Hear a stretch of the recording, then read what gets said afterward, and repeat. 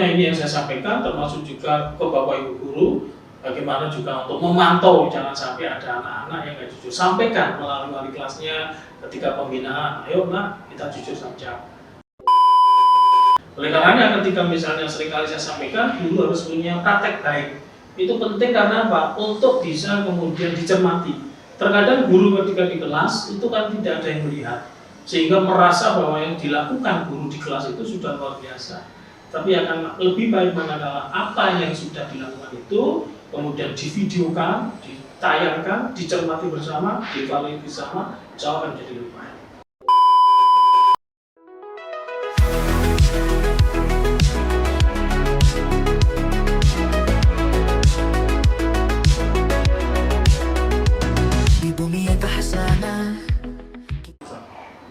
Assalamualaikum warahmatullahi wabarakatuh. Bagaimana kabarnya Sobat Eta Hazana? Bertemu lagi di podcast terbaik SMP Negeri 18 Malang. Hari ini saya ditemani oleh Kepala SMP Negeri 18 Malang, Bapak Muhammad Amrozi Hamidi, SPDM. Bagaimana kabarnya Pak? Alhamdulillah baik Bu Tias, terima kasih atas kesempatannya. Hari ini saya akan membahas mengenai visi dan misi di SMP Negeri 18 Malang.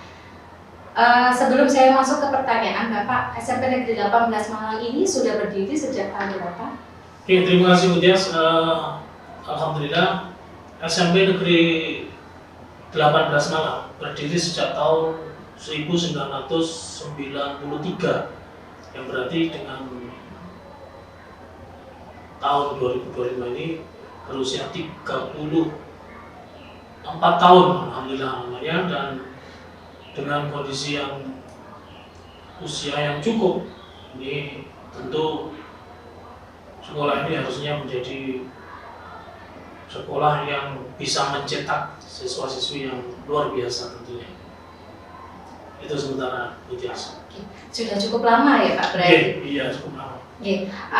Untuk Pak Amrozi sendiri sudah berada di sini dari awal berdiri atau di tahun keberapa Pak? Oke, terima kasih. Saya berada di SMP 18 itu tahun 1999. Jadi saya mutasi ke sekolah ini sejak tahun 1999 sampai dengan tahun 2012. Yang kemudian saya berpindah ke SMK 13, ke SMP 13, SMP 1, kemudian promosi ke SMP 27, dan alhamdulillah sejak September 2023 Dinas Pendidikan dan Kebudayaan memberikan amanah untuk kembali lagi ke SMP Negeri 18 Malang, sehingga terhitung insya Allah sudah 5 tahun saya diberi amanah untuk memimpin SMP 18 sampai sekarang. Alhamdulillah ya Pak, berarti kembali lagi ke SMP 18 ya Pak ya. Nah, selama berada di SMP Negeri 18 ini Pak, apa filosofi kepemimpinan Bapak sebagai kepala sekolah dan bagaimana filosofi tersebut mempengaruhi cara Bapak mengambil suatu keputusan dan berinteraksi dengan baik itu rekan guru, siswa maupun orang tua? Ya, terima kasih. Yang jelas bahwa filosofi seorang pemimpin itu dan berlaku di mana-mana. Yaitu filosofi yang saya pakai adalah servant leadership atau kepemimpinan yang melayani. Pemahaman yang melayani bahwa kepala sekolah tidak hanya berfungsi sebagai penguasa secara administratif, tapi bagaimana seorang kepala sekolah itu mampu menjadi inspirator, menjadi pembimbing, pelatih dan menuntun baik itu guru maupun siswa, sehingga kemudian fungsi daripada melayani itu adalah bagaimana baik guru maupun siswa ataupun juga orang tua yang ada di sekolah ini merasakan lembaga yang memberikan pelayanan kepada mereka. Kemudian berikutnya bagaimana pengambilan kebijakan. Di dalam pengambilan kebijakan berkaitan dengan bagaimana seorang kepala sekolah mengambil kebijakan, tentu tidak bisa kemudian secara otoriter kemudian kepala sekolah mengambil kebijakan menurut versinya sendiri. Maka saya kumpulkan yang namanya guru, wali murid, juga kita dialog dengan siswa di dalam pengambilan kebijakan apapun. Yang tentunya kebijakan itu harus betul-betul dipahami dari hati mereka sendiri, dijalankan dengan sepenuhnya, dan tentu kemudian kita akan evaluasi bersama manakala kebijakan itu memerlukan evaluasi dan perlu perbaikan. Demikian juga dampaknya apa? Dampak dari filsafat saya ini, maka di dalam setiap pengambilan keputusan yang namanya guru, kepala sekolah, dan juga siswa dan juga wali murid tentu harus dilibatkan, termasuk juga ada perwakilan dari sekolah itu, ada komite, maka senantiasa kita libatkan dalam setiap pengambilan keputusan.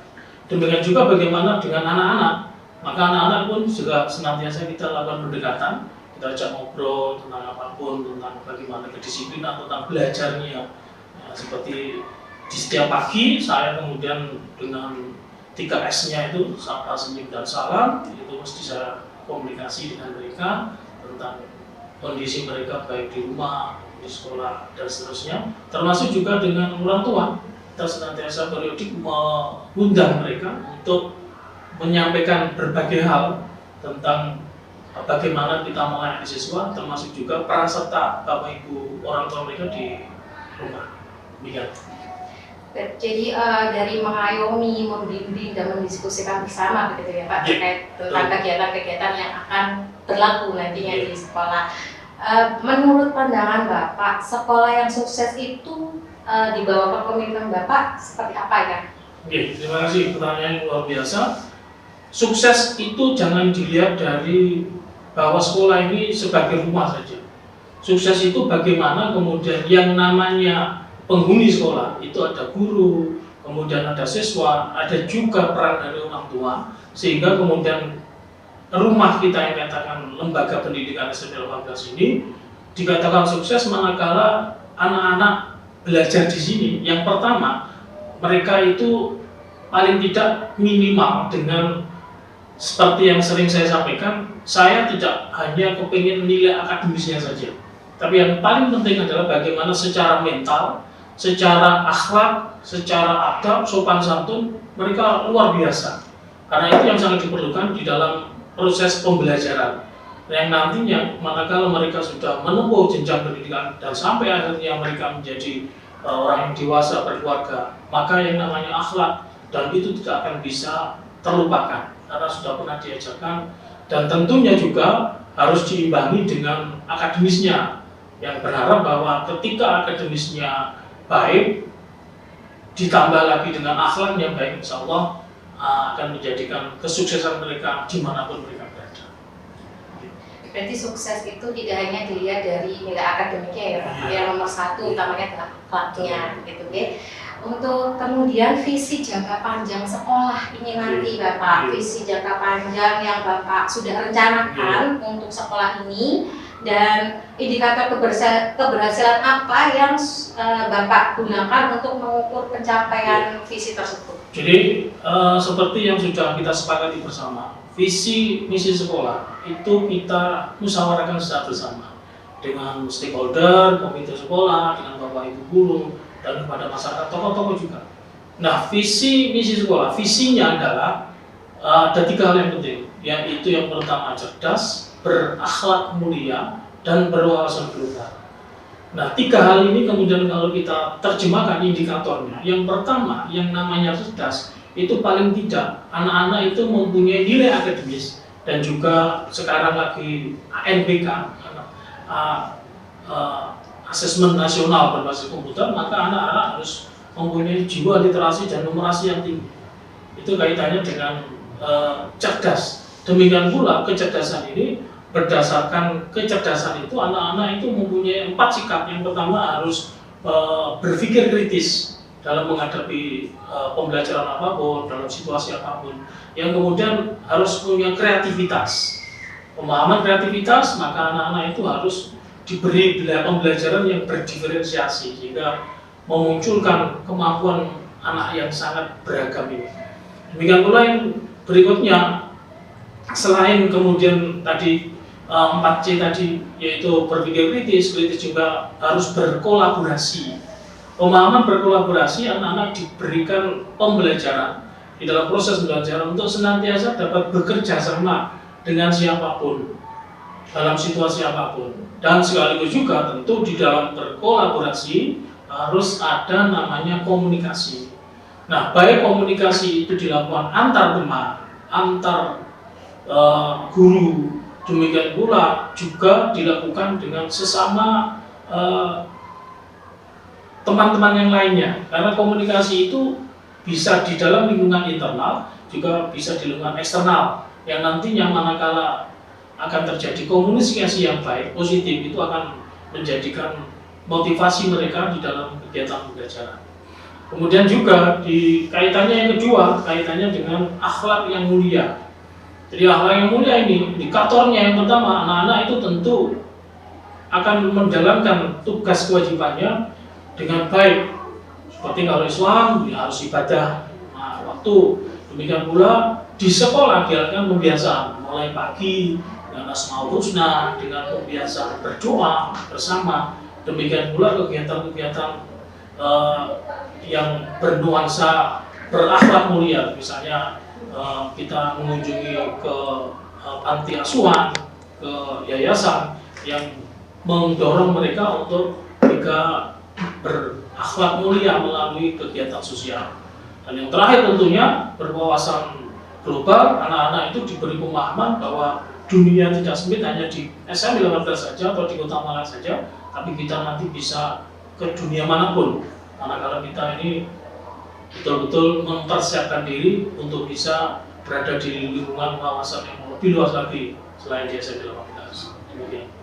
Berarti berakhlak mulia itu lebih ke menumbuhkan rasa ketuhanan dan kemanusiaan anak-anak gitu ya. Baik, untuk selanjutnya Bapak, aspek akademik, bagaimana visi Bapak mengakomodasi pengembangan keterampilan abad ke-21 seperti kreativitas, berpikir kritis, dan kolaborasi pada siswa? Seperti yang saya sampaikan tadi, ketika kita berbicara tentang pembelajaran abad 21, yang pertama berpikir kritis. Maka biasakan anak-anak untuk di dalam proses belajar itu senantiasa mengkritisi. Yang dikritisi apa? Tentang apa yang mereka lakukan dalam kehidupan sehari-hari, keseharian mereka. Mereka bisa mengkritisi, baik itu yang ada di rumah maupun yang ada di sekolah. Ketika di sekolah banyak hal yang mereka harus bisa kritisi. Bagaimana kemudian anak-anak melihat kondisi lingkungannya, kebersihannya. Demikian pula bagaimana pelayanan Bapak Ibu guru ketika di sekolah.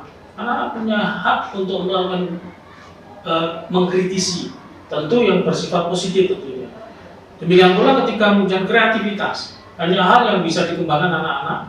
Kalau kita lihat dalam setiap kegiatan event itu anak-anak luar biasa kreativitasnya.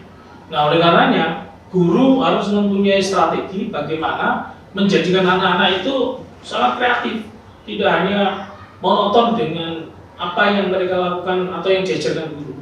Mereka harus diberi kesempatan untuk bisa mengembangkan kreativitasnya dalam berbagai hal. Ya, baik itu bisa seni, baik itu bisa juga kegiatan olahraga ataupun kegiatan yang lain. Demikian pula ketika misalnya kita ngomong yang namanya kolaboratif, anak-anak sudah dibiasakan untuk senantiasa kolaboratif. Tidak hanya siswa, gurunya pun juga harus kolaboratif. Ketika mau mengajarkan unsur kolaboratif itu atau kerjasama itu, maka gurunya harus berkolaboratif, siswanya berkolaboratif, dan semuanya harus dilakukan secara berkolaboratif, karena tidak ada manusia yang bisa hidup sendiri sebagai makhluk sosial. Dan yang terakhir perlu komunikasi. Begitu pentingnya komunikasi, karena kadang-kadang ketika kita lupa bahwa segala sesuatu itu tanpa komunikasi, kadang-kadang salah paham. Oleh karenanya kita harus mengetahui anak-anak, bukan berarti anak-anak itu nggak bisa, kadang-kadang malu, bisa takut, dan akhirnya tidak bisa menyampaikan sesuai dengan apa yang ingin diinginkan. Gitu. Melihat dari strategi dalam menghadapi kurikulum ya Bapak ya, sekarang kan kurikulumnya berganti terus, dulu juga harus sigap dalam menghadapi hal itu. Nah, dalam pandangan Bapak ini, apa tantangan terbesar dan peluang utama dari implementasi kurikulum Merdeka di sekolah 18 ini Pak? Terima kasih, ternyata luar biasa.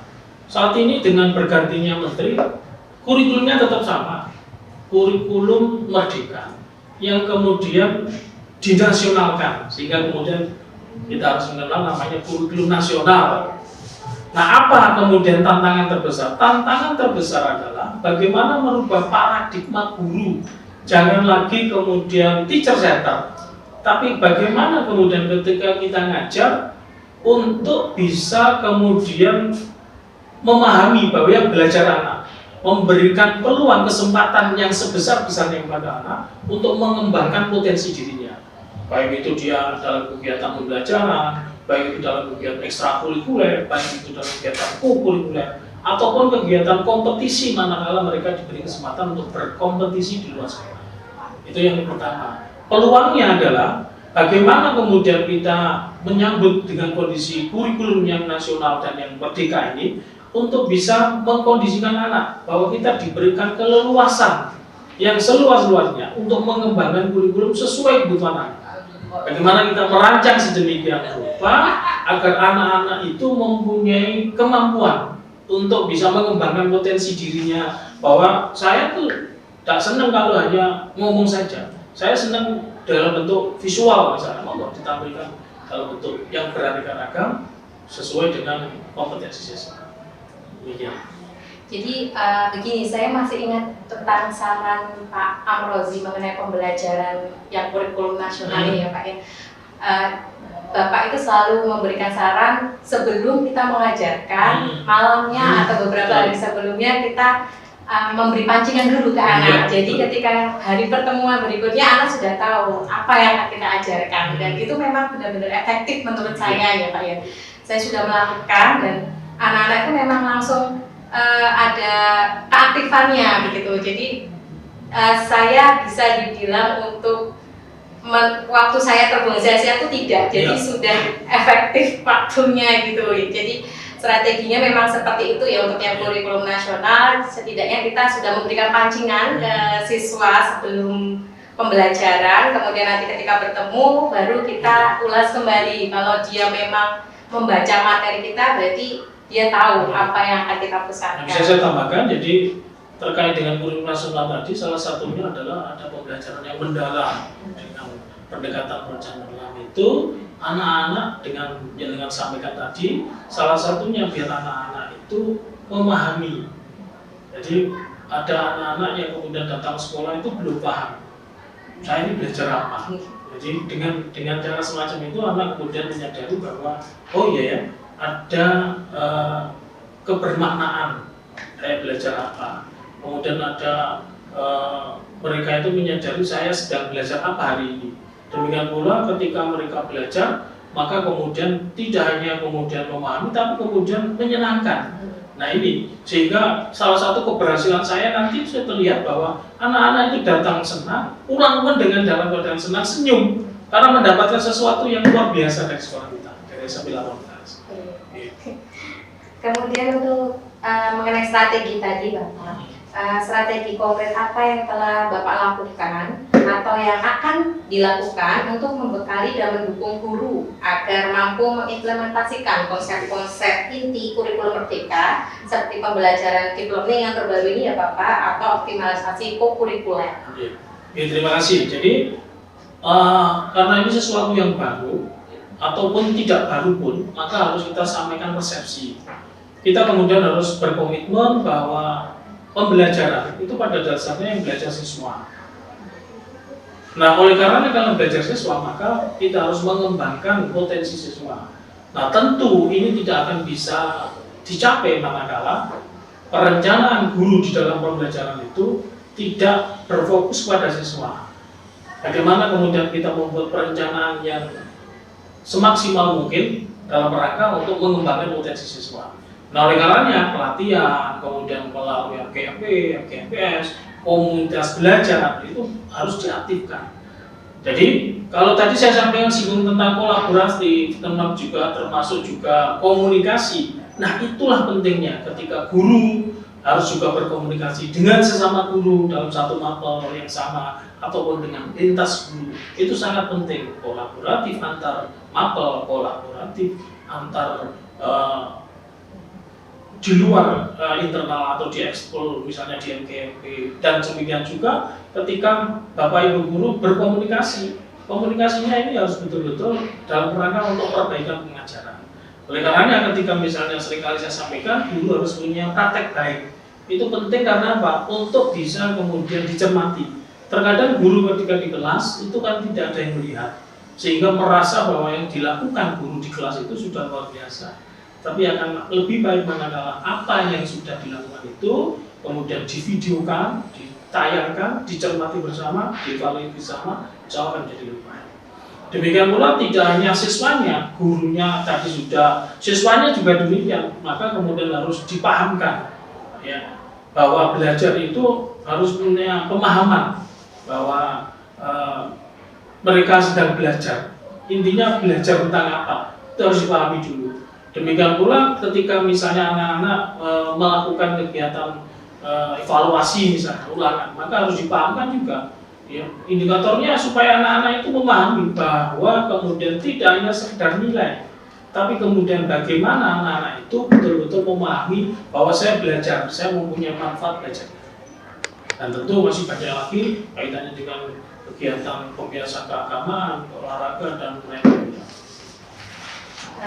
Berikutnya Bapak, ini mengenai menanamkan nilai pada komunitas sekolah. Nilai-nilai inti apa yang paling ingin Bapak tanamkan pada seluruh komunitas sekolah dan bagaimana Bapak mewujudkan nilai-nilai tersebut dalam kegiatan dan budaya sehari-hari? Oke. Ada beberapa nilai yang ingin saya sampaikan pada kesempatan ini. Yang pertama adalah nilai integritas, nilai kejujuran, nilai komitmen, kedisiplinan, itu yang pertama. Kemudian yang kedua nilai kepedulian, bahwa ketika misalnya di sekolah ini semua siswa dan semua yang ada di sekolah ini harus kita peduli. Jangan kemudian ketika kita tidak ngajar di kelas itu bukan siswa saya, tidak peduli dengan kondisi yang ada berkaitan dengan siswa, tentang lingkungannya, dan itu menjadi kewajiban semua guru dan semua yang ada di sekolah ini. Kemudian yang ketiga kaitannya dengan kolaborasi. Ya, kolaborasi ini bolak-balik saya sampaikan sangat dipentingkan karena kita nggak bisa hidup sendiri, harus bersama-sama. Jadi nilai integritas, nilai kebersamaan, kemudian nilai kolaborasi dan juga nilai tanggung jawab. Nah, tanggung jawab ini paling penting karena sebagai seorang guru tidak hanya di dunia saja nanti akan diminta pertanggungjawabannya, tapi di akhirat ini yang paling penting. Ketika kita menganggap bahwa sekolah ini ladang amal kita, maka kebaikan-kebaikan yang kita amalkan nanti bernuansa pahala. Sebaliknya ketika kita tidak peduli, kemudian tidak berkomitmen, maka kemudian insya Allah nanti yang balik juga dosanya kepada kita. Nah, oleh karena harus balance. Ketika kita sudah berada di sekolah ini, terjun ke sekolah ini, ayo kita sama-sama, bersama-sama, jangan sendiri-sendiri. Nah, untuk bisa mendampingi anak-anak untuk bisa menjadi siswa yang luar biasa tentunya. Demikian. Kemudian Bapak, saya ingin mendengar cerita pengalaman Bapak dalam menghadapi situasi di mana nilai-nilai sekolah dipertanyakan atau dilanggar, dan bagaimana Bapak menggunakan momen tersebut sebagai kesempatan untuk pembelajaran dan penguatan nilai. Oke, terima kasih. Itu soal luar biasa. Banyak pengalaman. Salah satunya kemarin kita melakukan TO, tryout TKA, tes kemampuan akademis. Saya melihat, menganalisa, loh, kok ada anak yang kemudian menurut Bapak Ibu guru yang gak mampu ternyata mendapatkan nilai yang bagus, termasuk rankingnya di atas. Saya tanya, ternyata ada anak-anak yang gak jujur, Pak. Gak jujurnya kenapa? Ya melihat Google dengan layarnya itu. Sehingga saya berpikir ini hal yang kelihatannya sepele, tapi kalau dibiarkan maka kemudian akan merusak karakter mereka. Nah, oleh karenanya saya sampaikan, baik dalam kegiatan ketika kita ketemu anak-anak, yuk jangan lagi niat jujur, karena nilai itu bukan menjadi faktor yang utama, tapi yang paling penting adalah bahwa kamu misalnya nggak bisa, ayo kita belajar lagi, tanya lagi, les lagi, bimbel lagi, supaya menjadi bisa, bukan hanya sekedar untuk mendapatkan nilai. Sehingga salah satunya ini yang saya sampaikan, termasuk juga ke Bapak Ibu guru, bagaimana juga untuk memantau jangan sampai ada anak-anak yang nggak jujur. Sampaikan melalui wali kelasnya ketika pembinaan, ayo nak kita jujur saja. Akan lebih sulit manakala di saat nanti hari-harinya betul-betul pelaksanaannya nggak bisa nyontek, nggak sesuai dengan ketika tryout berlangsung. Demikian juga kepada orang tuanya sudah saya sampaikan, ayo anak-anak tidak hanya di sekolah, di rumah pun juga diajari kejujuran ini. Ketika misalnya nggak bisa, ya sudah, memang itu saya nggak bisa, tapi harus ada upaya untuk menjadikan bisa. Nah, tapi bukan dengan cara curang. Itu yang pengalaman yang sudah saya lakukan, dan kemudian juga saya sampaikan ke anak-anak, ayo nggak boleh ya, termasuk ada yang jujur, ya Pak saya ranking 100 nggak apa-apa, tapi saya murni diri sendiri. Gitu. Oke, demikian Bu Tias. Baik, jadi teman-teman ya, terutama siswa dan siswi, untuk kalian menjadi lebih baik itu tidak hanya diukur dari nilainya, jadi dilihat dari kejujurannya kalian, kemudian juga dari tanggung jawab, kedisiplinan, dan yang lain-lainnya ya Bapak ya, akhlak lebih tepatnya. Kemudian sekolah, terutama SMP Negeri 18 Malang ini dapat berdiri sampai saat ini karena berkat kerjasama yang baik, insya Allah dari pihak pemimpinnya, kepala sekolah, kemudian guru, dan juga terutama harus ada yang namanya peran besar dari orang tua, ya Pak ya. Karena kalau orang tua hanya menitipkan saja, tidak tahu bagaimana anaknya di dalam sekolah, dari pihak sekolah juga tidak bisa mengembangkan potensi dari anak tersebut ya. Baik, jadi anak-anak harus lebih bisa memahami visi dan misi SMP Negeri 18 Malang, karena itu juga akan menjadikan kalian anak yang berprestasi, baik itu prestasi akademik maupun non akademik di masa depan. Baik Bapak, terima kasih untuk waktunya. Semoga SMP Negeri 18 Malang semakin maju. Terima kasih. Oke, anak-anak terima kasih. Wassalamualaikum warahmatullahi wabarakatuh. Waalaikumsalam.